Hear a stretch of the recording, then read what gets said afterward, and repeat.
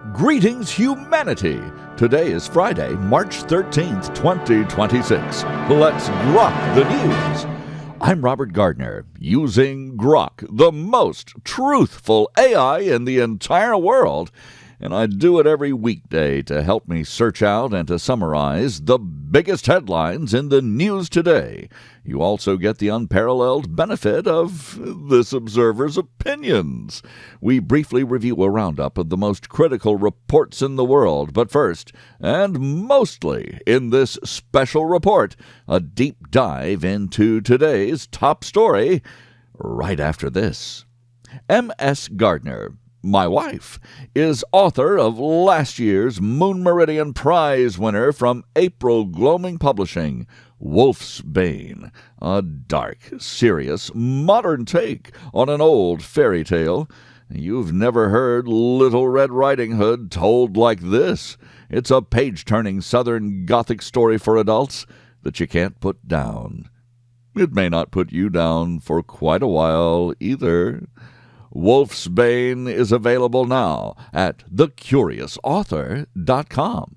All one word, thecuriousauthor.com. Also on Amazon. And now, let's grok the most important news in the world today, starting with our lead story, Dateline Tehran.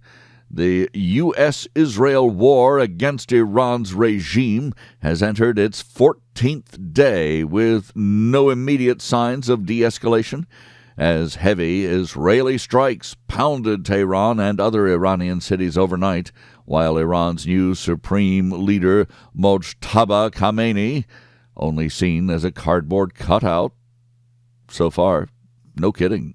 Well, he issued defiant warnings that attacks on U.S. and Israeli assets will continue unless American bases in the region are closed. Israeli forces launched what military officials described as an extensive wave of airstrikes on the Iranian capital, targeting regime infrastructure, IRGC, that's the Islamic Revolutionary Guard Corps sites, and military assets, amid forced evacuation orders in affected areas.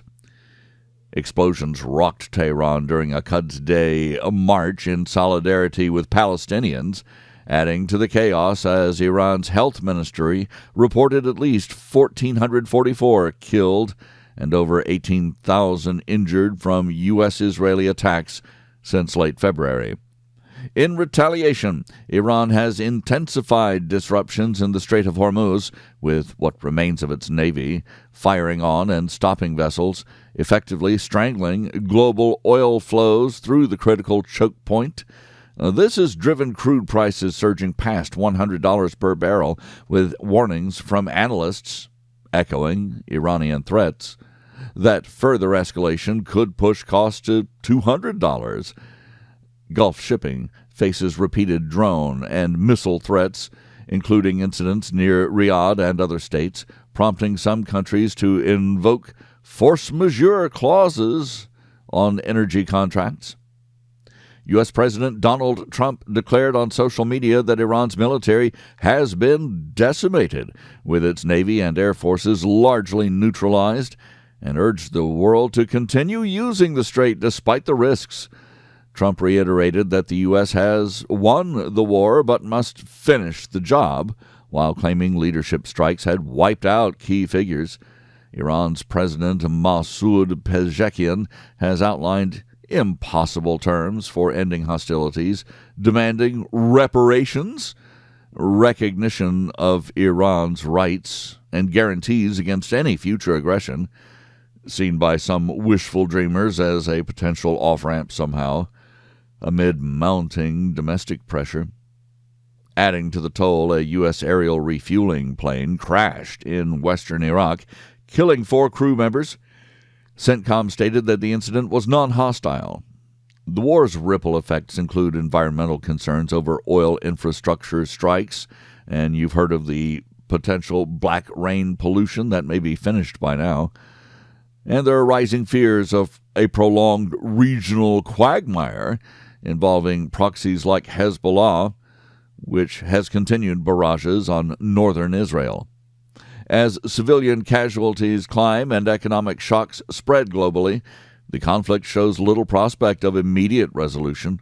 Both sides hardening positions and international calls for restraint are going unheeded. Now we grok the headlines from around the world. Dateline Norfolk, Virginia. The FBI has classified a shooting at Old Dominion University as an act of terrorism. The gunman, Mohammed Baylor Jallo, a former National Guardsman previously convicted of supporting ISIS, shouted Allahu Akbar before opening fire. ROTC students subdued and killed the suspect. One person was fatally shot. Dateline Kathmandu, Nepal. A young political party, brand spanking new, led by former rapper Balendra Shah, has won a landslide victory in Nepal's parliamentary elections, securing nearly two-thirds of the seats. The result follows widespread Gen Z-led protests against corruption and the traditional political establishment. This observer could wish something like that would happen in the USA. Dateline Washington, D.C. and Moscow. The United States has temporarily eased sanctions to allow the sale of Russian oil that was stranded at sea, a move driven by soaring global energy prices and supply disruptions caused by the ongoing conflict in Iran and tensions there in the Strait of Hormuz. An Australian businessman has been convicted of working for suspected Chinese intelligence operatives in a high-profile espionage case that underscores growing concerns about foreign interference in the country. Dateline Seoul. South Korean police have raided the transport ministry as investigators intensify their probe into the Jeju Air crash that claimed hundreds of lives, examining potential lapses and obvious cover-ups in aviation safety. Dateline Houston. NASA officials confirmed that the Artemis II crewed mission to the moon remains on schedule for a potential early April launch, which is marking a key step forward in America's deep space human spaceflight program. Dateline Paris. France's upcoming local elections are testing a deeply polarized electorate, with right-wing parties positioning themselves to potentially gain control of the Paris City Council for the first time in decades. Dateline Sydney. Qantas has agreed to pay $74 million to settle claims from passengers who never received refunds for COVID-19 canceled travel vouchers, bringing a long-running consumer dispute to a close. And Dateline the United Kingdom. A collection of long-lost Doctor Who episodes has been discovered in a private archive described as eclectic, delighting fans and television historians who have long searched for the missing classic installments.